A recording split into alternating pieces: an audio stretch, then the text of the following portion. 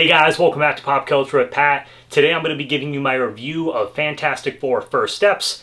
Fourth time's a charm, right? I herald his beginning. I herald your end. I herald Galactus.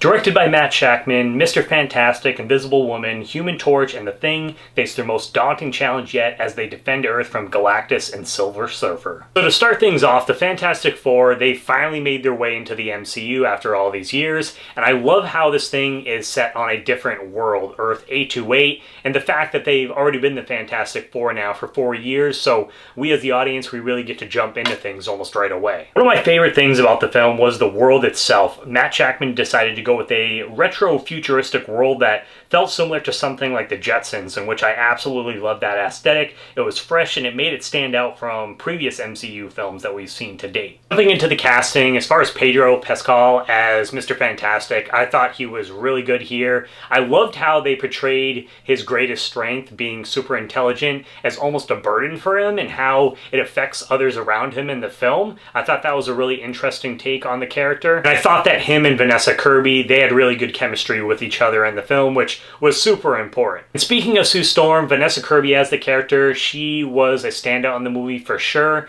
I thought she absolutely killed it with this role. A lot of the emotional weight that's in the film comes from her character and what she's going throughout the movie. There's a specific choice that her and Reed make that initially puts them against the citizens of this world, which I thought made for some compelling story throughout the film. And then I thought Joseph Quinn as Johnny Storm, aka the Human Torch, I thought he was really good here too. I loved how the core of the character was still there, but, you know, he loves women, but he also wasn't an idiot as well. He actually gets his time to shine and has some emotional moments to his character, which I really appreciated. I also thought Ebon as the Thing, I thought he was really good here, and from a visual standpoint, I thought they did a good job with the Thing, because that was something that I was a little worried about. Sometimes Marvel's special effects, CGI, can be a little off, but no, I thought they did a great job here from a visual standpoint, and he's really kind of one of the cornerstones of this family. But honestly, everyone in the film, I thought they all have an important role to play, and so they each kind of get their moments to shine, which I thought was really important. And then you have Julia Garner as Shalla-Bal, aka the Silver Surfer. For me, was another standout in the film.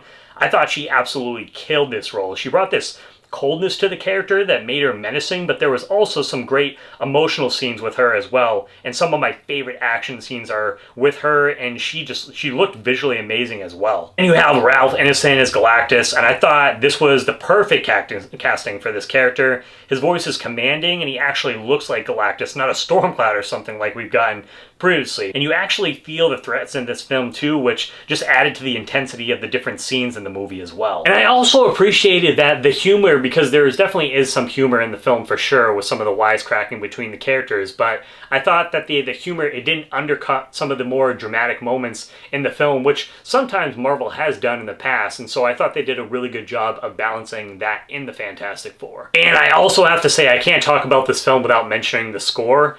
The score here, I absolutely fucking loved it. I thought Michael Giacchino, that he knocked it out of the park here. This is probably, if not at least one of my favorite superhero scores of recent memory. It might be one of my favorite scores of a movie in general. I've been listening to this thing almost nonstop since I've seen the film, so I thought the music really added to the movie for me. The last thing that I'll say is that the movie was a lot more emotionally hitting than I was kind of expecting it to be, and so overall, man, this thing, I had high hopes for it, but it met those expectations and passed them. I think that they have finally solved the Fantastic Four curse that it seemed like was going on for a little while. I know there's people out there, and I enjoy them for what they are, the films that we got with Jessica Alba and that team. But it seems like, yeah, we finally have a really good Fantastic Four movie here, and I'm excited to see what they're going to do with this team moving forward. So as far as the score goes, I'm going to give this thing a 9.3. I could honestly probably see myself bumping this up with repeated watches, and I'm planning to go see this movie again in the theaters, so that very well could be the case. But right now it's going to be a 9.3 for me. I enjoyed the hell out of this. I can't wait to watch it again.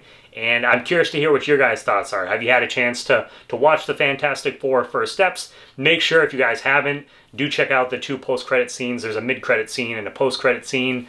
The mid one is kind of the more important one. The second one's kind of a little bit more of a jokey, just kind of a fun thing that they put in there. But make sure that you stay for both if it's your first time watching them. But let me know what your guys' thoughts are if you did see the film down below. What did you think? How would you rank it amongst the Fantastic Four films that you have seen so far? So leave your comments down below. If you guys are new to the channel, please hit that subscribe button as well as the bell button next to it. That way you get notifications for all my new videos. Give this video a thumbs up. And as always, guys, please make sure to check back for more Pop Culture with Pat.